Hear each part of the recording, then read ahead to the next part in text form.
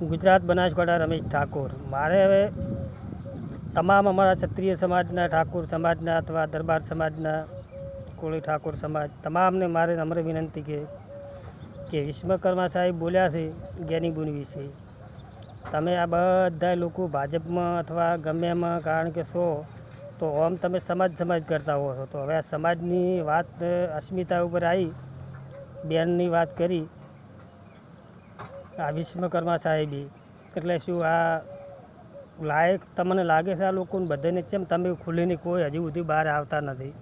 એટલે અમારું તો કહેવું આવ્યું જ છે, બીજું કોઈ કહેવાનું નહીં કે ખુલીને હજી કોઈ નેતા ભાજપના અમારા લોકો કેટલાય છે એમાં અંદર, કોળી ઠાકોર સમાજના, દરબારના, રાઠોડના, જ્યારે ચૂંટણી પટ્યા પછી ચૂંટણી પટે એટલે કોઈકને કોઈક મુદ્દો આર્યા લોકો ઉઠાવે આપણા માટે।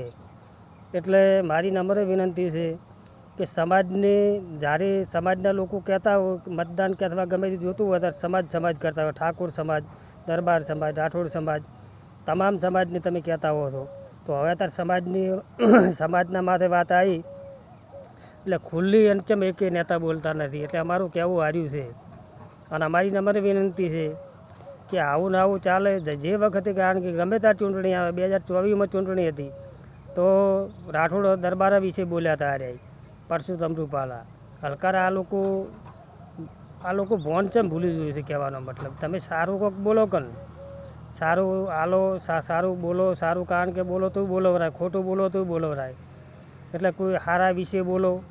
આ અમુક તમામ જગ્યાએ કારણ કે દારૂના અડ્ડા ચાલે છે, તમામ જગ્યાએ ઇંગ્લિશ વેચાય છે, આવી જગ્યાએ કોઈ બુટલેગરું છે, આવી જગ્યાએ જેમ તમે આ પેલું કરતા નથી અને તમને ખોટું બોલતા એમાં રસ શું આવે તમને? તમે સારું બોલો તોય બોલવરાય, ખરાબ બોલો તોય બોલવરાય। એટલે મારી નમ્ર વિનંતી છે ભાજપના જેટલા કોળી ઠાકોર, દરબાર, રાઠોડ તમામ લોકો ખુલ્લીની બહાર આવો ને આનો જવાબ તમે લાવવો પડશે, જડબાતોડ જવાબ આનો આપવો પડશે। બધી જગ્યાએ આવેદનપત્ર પણ આપવાનું છે અને વિશ્વકર્માને માફી તો માગવાની થાય જ છે, એમાં કોઈ બે મત નથી। આજ તો આ બોલ્યા છે, કાલ બીજું બોલી જોઈએ, પણ અમારી ગુજરાતની બેન સંસદ છે, સંસદ સભ્ય, અને તોય અમારી બેન કારણ કે સારું બોલે છે હજી સુધી, કારણ કે કોઈ ખરાબ વર્તન અમારી બુની બનાસની બેન જ્ઞાનીબુની હજી ખરાબ વર્તન કર્યું નથી આ લોકો માટે।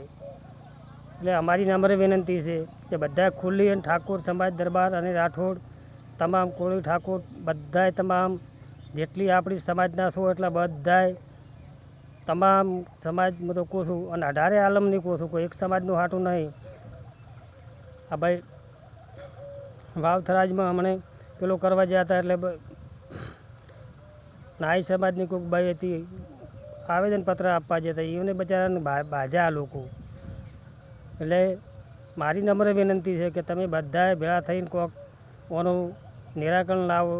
જે વખતે ઓમૈયામાં ઝઘડો થયો તો ઠાકોર સમાજનો ભાઈ પેલા દેહી વચ્ચે તરત ને તરત અલ્પેશ ઠાકોરે આવી, અને કારણ કે નક્કી એ વખતે સમાજ બધી ભેળી થતી હતી અને સમાજ બધી ભેળી થોત તો કારણ કે કોઈક થોત એનો રસ્તો નહેરોત।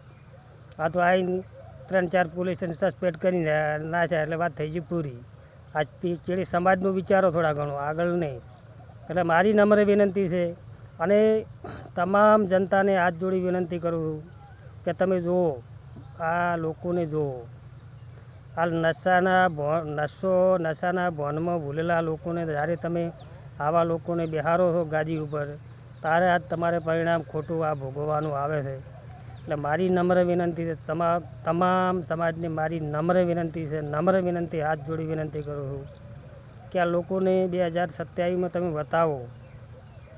જય હિન્દ, જય ભારત, જય ગુજરાત, જય ઠાકોર સમાજ, જય રાઠોડ સમાજ, જય કોળી ઠાકોર, અને 18 આલમને મારી વિનંતી છે કે આ લોકોને તમામ સમાજ થઈ અને બતાવો તો ખબર પડશે। જય હિન્દ, જય ભારત, જય ગુજરાત, જય ક્ષત્રિય સમાજ।